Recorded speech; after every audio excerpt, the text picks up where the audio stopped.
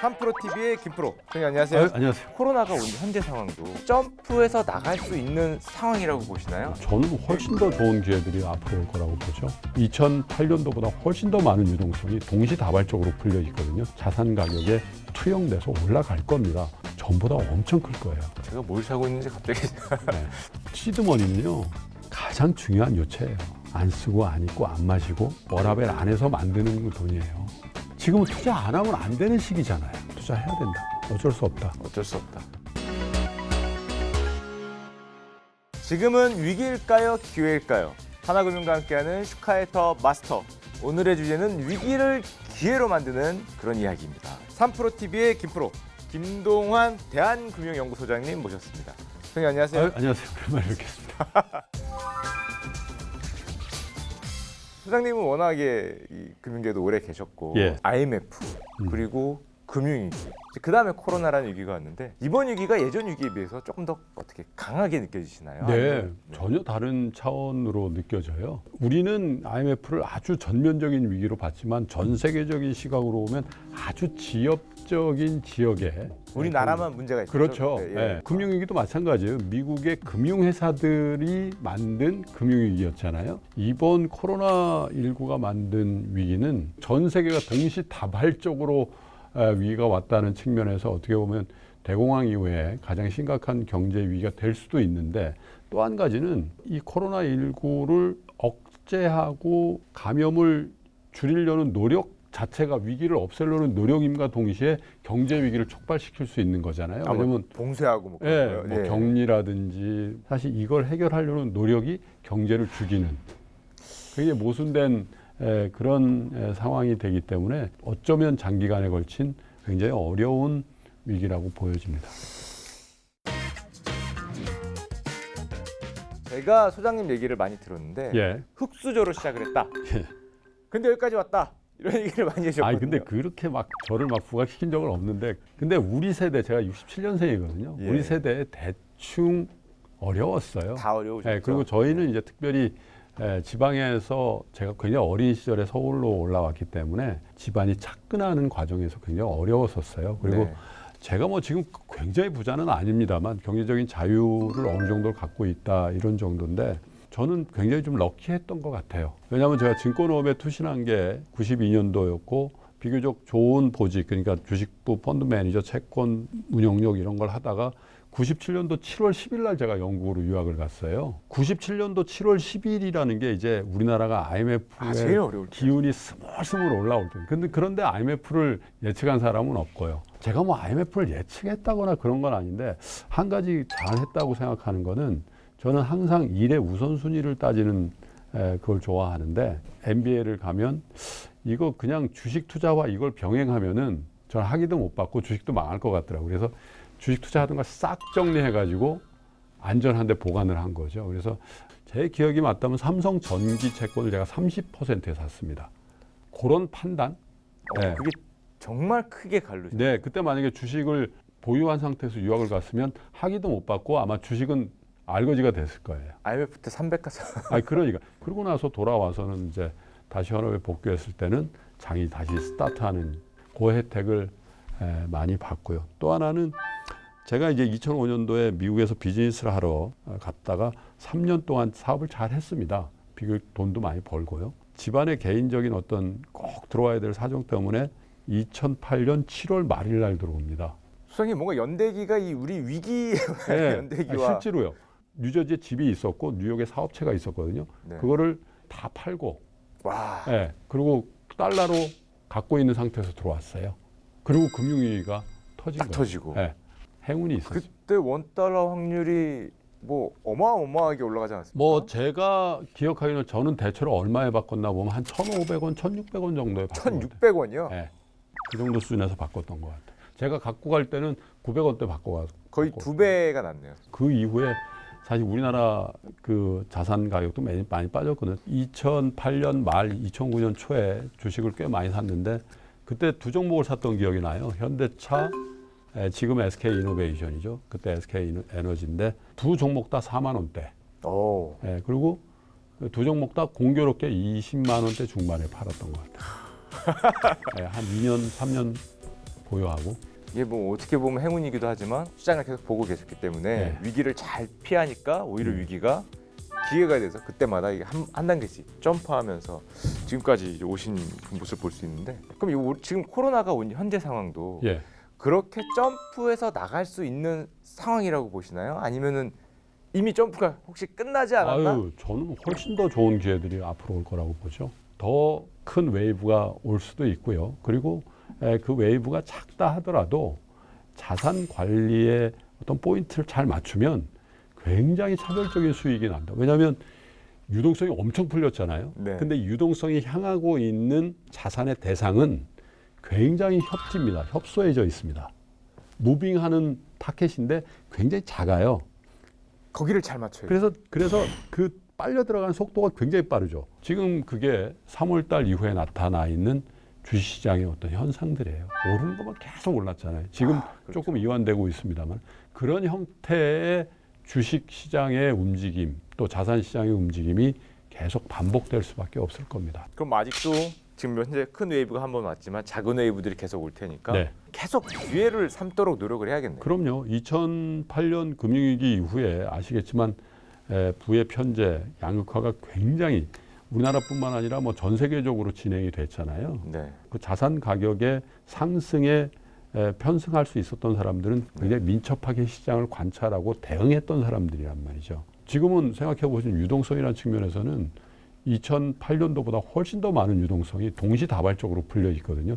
이 돈이 그냥 머물질 않고 자산 가격에 투영돼서 올라갈 겁니다. 근데 어디가 올라갈지 제가 말씀드리잖아요. 무빙 타켓이라니까요. 근데 그 무빙 타켓을 맞췄을 때 보상은 전부 다 엄청 클 거예요. 지금 그렇게 돼 있고요. 제가 뭘 사고 있는지 갑자기 네. 살펴보고 싶은 마음이 드는데 현재 우리나라 상황을 잠깐 좀 살펴보면은 지금 우리나라 경제 성장률이 2분기가 마이너스 3.3%. 네. 뭐 이 정도면은 우리 97년 IMF 이후에 최저치까지 좀 떨어지고 있는 거거든요.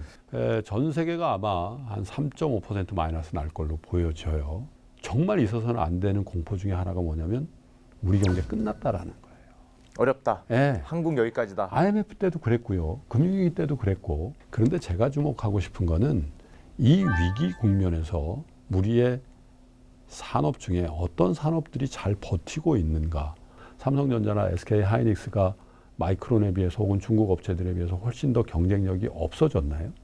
더 좋아지고 있는 거 아니에요? 네, 현대자동차가 예를 들면 네. GM, 포드, 르노 네. 여기에 비해서 도요타에 비해서 경쟁력이 없어졌나요? 요즘 오히려 뜨고 있는 것 같아요. 그렇죠. 예. 우리 주식시장의 미래가 굉장히 밝다. 그리고 아, 그걸 보고 있는 투자자들의 시각도 굉장히 파지티브하게 바뀌어가는 원년이라고 보는 거예요. 제발 이번 페이스에는 좀 성공했으면 좋겠다. 같이. 전 국민이 좀 성공하는 기억을 맞습니다. 좀 가지게 되면은 이 자본시장, 금융시장에 대해서도 좋은 추억이 있으면은 계속 쳐다보게 그럼요. 되잖아요. 예. 지금 우리가 해야 될 투자가 뭔지에 대해서 저는 항상 생각을 하거든요. 지금 해야 될 게 무엇인가? 지금 해야 될 투자가 뭐냐? 어떤 인더스트리, 어떤 비즈니스를 하는 회사들을 지금 주목해야 돼. 제 기억이 맞다면 2007년도에 아이폰이 처음 나왔을 겁니다. 네, 맞습니다. 제가 있었던 맨하탄에요. 아이폰을 파는 애플 스토어에 밤새 줄을 서 있는 거예요. 주로 누가 줄을 서 있냐면 흑인 히스패닉 청소년들이 거의 줄을 서는 거예요. 그래서 제가 봤어요. 야, 저게 흑인들이 그렇게 좋아하나? 그래서 보니까 그 친구들이 알바를 하는 거예요. 그 친구들한테 500불을 쥐어서 거기 줄 서게 하는 사람은 누구냐? 백인 주이시들. 줄을 서 있는 것 자체가 알바를 하고 네. 있다는 거죠? 그걸 사가지고 그러면 이 주식을 얼마에 파냐? 만약에 정가가 500불이다 그러면 700불에 팔아도 팔리더라고요. 제가 그걸 옆에서 봤어요. 그러면 바보 아니면 그 주식을 사야죠. 이런 것들이 주는 의미와 성장의 가능성에 대해서 우리가 확신하고 베팅할 때 큰 돈을 벌 수 있는 건데 지금은 너무 지금 초조해들 하는 것 같아요. 지금 우리는 영끌했거든요. 수장님은 아닐지 몰라도 네.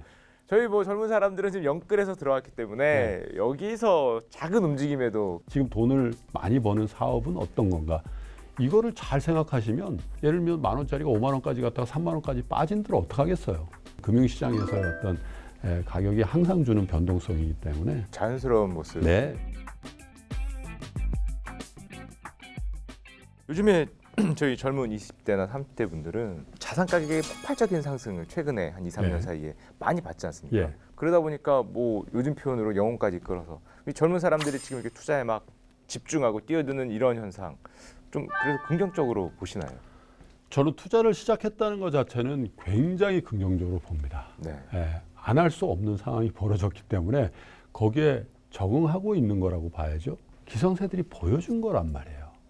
2008년도 이후에 초과잉 유동성의 시기에 투자하지 않는 아버지와 투자한 친구 아버지와의 그 화해할 수 없는 그 간극을 따라올 수 없는 격차. 그 아들이 본 거죠. 제가 아주 잘 알고 있습니다. 그래서 그 자각한 거란 말이에요. 예.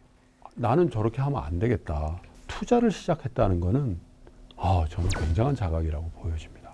다만 영끌 비트하시면 안 되죠. 좀 차근차근. 절대 오버런 하시면 안 되고요. 정말 제가 당부하고 싶은 거는 아무런 시드머니도 만들지 않은 상태에서 투자부터 하시는 거예요. 저는 그건 아니라고.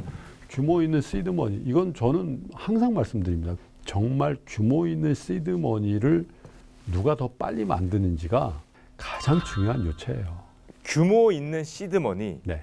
자산 운용이라는 거 할 수 네. 있을 정도의 예. 사이즈 말씀하시는 예. 거죠? 이거를 빨리 만드는 게 결정을 한다. 그럼요.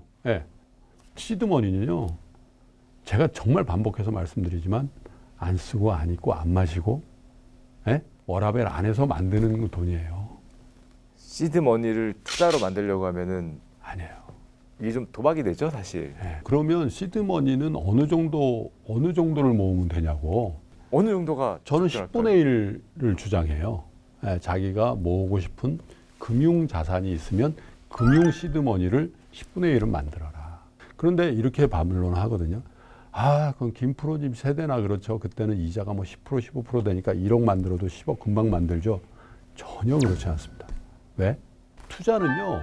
저금리 때 훨씬 더 투자 수익이 높아요. 네, 그렇잖아요. 그렇죠. 고금리 때 주식이 올라요? 뭐 다 탐구하고 계시죠. 그러니까 10분의 1을 모아서 언제 그러면 10이 됩니까? 라고 하는데 의외로 빨리 됩니다. 눈동이 툭툭 불릴 때. 어느 날은요. 눈이 굉장히 많이 오는 날이 있어요. 그렇죠. 네, 막 한방눈 와가지고 쑥쑥 하면 막 그럴 때가 있잖아요. 있습니다. 어떤 날은 해가 쨍쨍 비쳐가지고 아무리 굴려도 눈이 안 뭉쳐지는 날도 있단 말이에요. 녹기만 하죠. 단 그 안에 시드머니가 크고 단단하면요. 안 깨져요. 그렇죠. 그래서 저는 시드머니를 크고 단단한 시드머니를 만들라. 돈을 잘 운영할 수 있게, 잘 그렇죠. 굴릴 수 있게. 그렇죠. 오늘 뭐 사실상 뭐 주제가 다 나온 게 아니라 보통 요즘 젊은이들 다 서울 집값 생각하니까 서울 집값이 제가 가고 싶은 데를 생각하니까 좀 많이 모아야 될 것 같아요.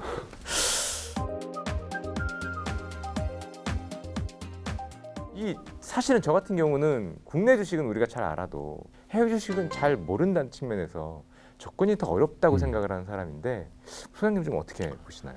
다행스러운 거는 우리 투자자 여러분들의 미국 주식의 포트폴리오가 정말 모르는 주식을 잘 안 하시는 거예요. 아니 미국 사람이나 한국 사람이나 아마존에 대해서 뭘 그렇게 차이가 있겠어요?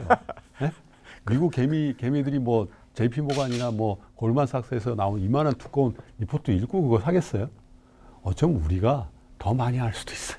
일반 투자자들 대비해 보면. 그래서 몇몇 종목으로 포트폴리오가 집중되는 건 어쩔 수 없는 거고 어쩌면 현명한 거예요. 그런데 제가 2006년부터 2008년 사이에 3년 동안 미국에서 비즈니스 할 때 실주로 있었던 얘기인데 주로 이제 주이시들 자산가들인데 혹시 추천할 게 있냐 그래서 제가 삼성 일렉트로닉스를 하라. 삼성전자를 사라. 이거 세계적인 기업이 될 것이다. 한 달쯤 있다간가요? 만났는데 샀냐? 그랬더니 우리 돈으로 한 1,000만 원이 산 거예요. 네. 기분이 엄청 안 좋더라고. 이 친구는 뭐 백만장자거든. 엄청 돈이 많은 사람. 나는 한 돈 10억 살 줄 알았지. 야, 뭐냐? 그랬더니 이 친구 하는 얘기가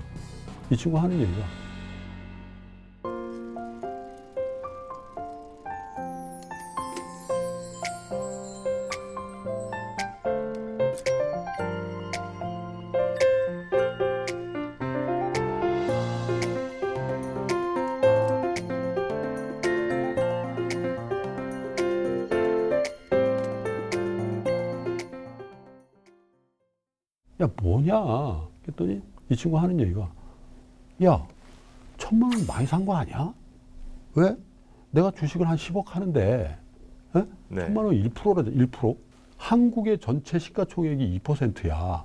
전 세계 시가총액에서. 글로벌 시가 대비. 글로벌에서. 네. 거기서 삼성전자가 한 20% 한다며. 그럼 나는 삼성전자의 마켓캡 대비해서 많이 산 거잖아. 제가 그 말 듣고 완전 쇼크 먹은 거예요. 완전 쇼크 먹은 거예요.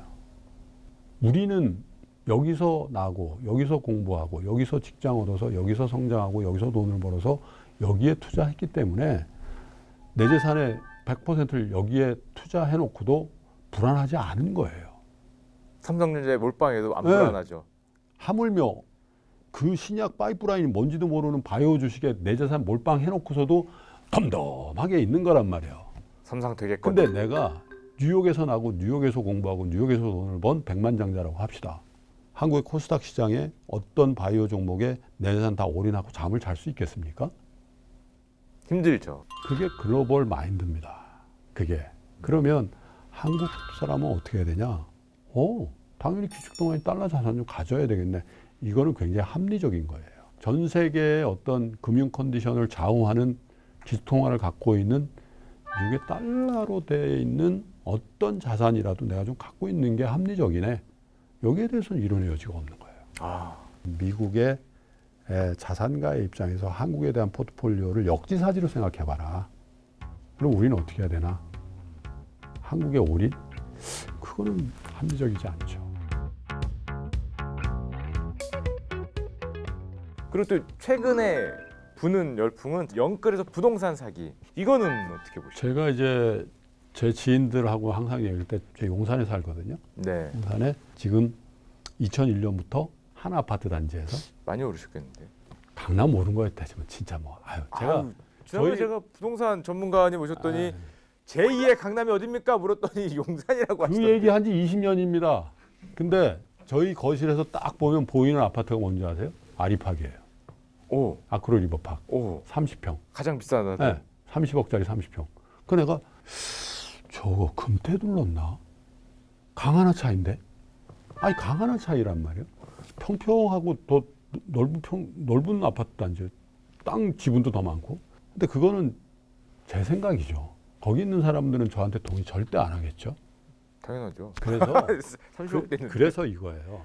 주식을 살 때도 내가 좋아하는 주식을 사면 안 돼요. 아, 남이 좋아할 만한 주식을 사는 거죠. 남이 좋아하는 걸 사야 된다. 부동산도 내 선호를 사면은 중년 은퇴할 때 다 된 분들 선호도는 어디입니까? 그 연예인 중에 씨라고 아시죠? 제가 그분이 나온 프로그램을 한번 보고 깜짝 놀랐어요. 그분이 잠실에서 사시다가 예. 뭐 대치동 사시다가 삼성동 사시다가 다 정리해가지고 어디로 가신 줄 아세요? 삼성동을 정리하시고 정리하시고 어디로 가셔도 안 되실 것 같은데요. 경기도 어느 지역까지 말. 네. 그래서 넓은 땅 짓고 거기에 라이브 카페 만들고 거기에 숙소를 만들고 돈을 만드는 거와 본인의 선호를 꼭 일치시키시려고 하는 분들이 많아요. 많죠. 내가 네. 좋아하는 주식 사게 되고. 내가 좋아하는 주식 사면서 돈도 많이 벌고 내가 좋아하는 직업 하면서 큰 부자 되고 그런 일은 잘 없어요. 솔직히. 그렇죠.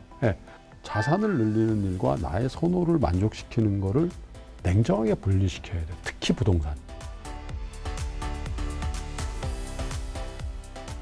젊은 분들이 사실은 지금 주식 투자 왜 하십니까? 설문조사에 보면 1등 목표가 집 살라고. 집 살려고거든요.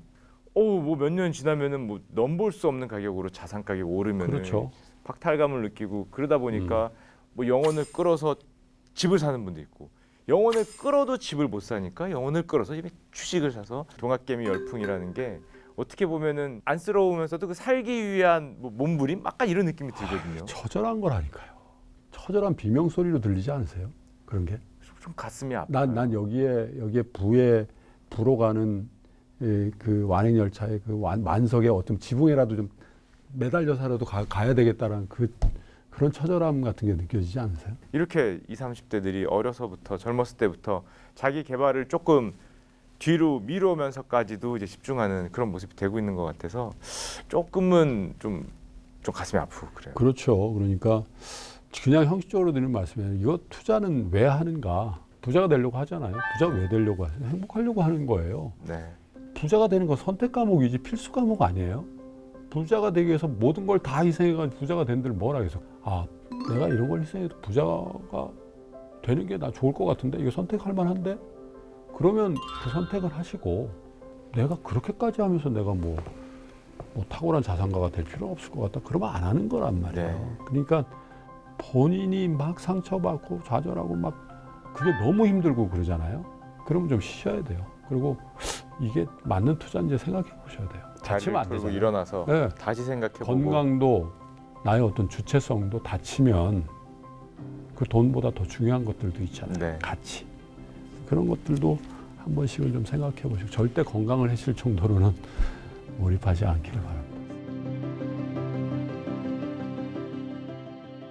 코로나 위기 상황에서 이제 개인이 특히 젊은이들이 꼭 지켜야 할 우리 재테크의 3가지 원칙 투자하라.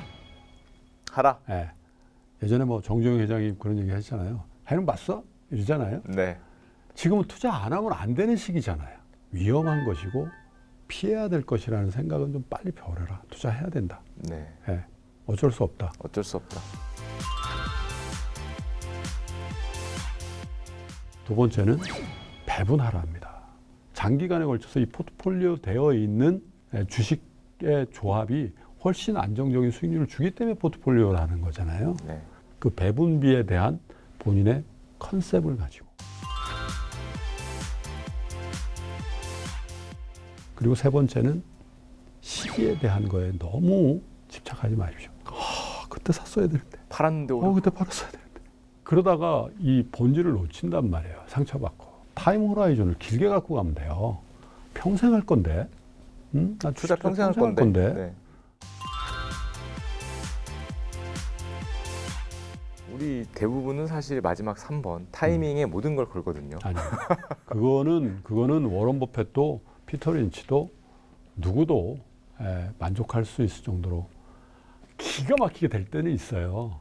운이 네. 좋을 때. 기가 막히게. 저 같은 경우도 이 가끔 멘션이라 그러나 네. 메시지가 오더라고요. 네. 형 빨리 팔아 안 올라가 이러고 네. 형이 팔아야 올라갈 것 같아. 누가 딘딘이 전화가 뭐 그런 게 많이 오는데 지금은 위기일까요? 기회일까요? 이게 원래 우리의 공식 마지막 질문인데 기회를 갖는 사람과 갖지 못하는 사람의 차이는 주의하는 거예요. 아, 기회이네. 아, 무감각하네. 이 차이 굉장히 크거든요. 깨어 있어라. 예. 구체적인 컨셉을 가지고 환경을 보시고 본인을 볼 수 있어야 돼요. 그건 뭐냐? 공부가 돼 있어야 되는 거죠. 네. 사실 위기라는 것도 준비가 돼 있는 사람한테는 뭐 누구나 얘기하지만 기회라고 말하지 않습니까? 네. 오히려 위기가 왔을 때를 좀 잘 피하고 기회가 왔을 때를 잘 잡기 위해서 미리 대비해라. 네. 또 이 말은 뭐 좀 가장 좀 와닿지 않았나 그래요. 생각이 되고요. 자, 위기를 기회로 투자 마스터가 되고 싶다면 축하해 더 마스터. 다음 시간에도 더 좋은 내용으로 찾아뵙도록 하겠습니다. 감사합니다. 고맙습니다. 감사합니다. 네. 요즘 가장 핫한 존리 대표님 모셨습니다. 대표님 안녕하세요. 네, 안녕하세요. 부자처럼 보이면 안 된다. 부자가 돼야 된다. 비싼 백을 산다든가, 돈만 생기면 여행 간다든가, 커피를 하루에도 막 두세 개. 죄송합니다. 예. 갑자기 커피가 보이네요. 이거 갖다 왔어요, 이거. 투자라는 거는 내 돈이 일하게 하는 거잖아요. 네. 주식이에요. 그런 악플들이 많아요. 어떤 악플? 구체성이 너무 없다. 구체성이 없다고 얘기하는데 너무나 구체적으로 얘기했잖아요.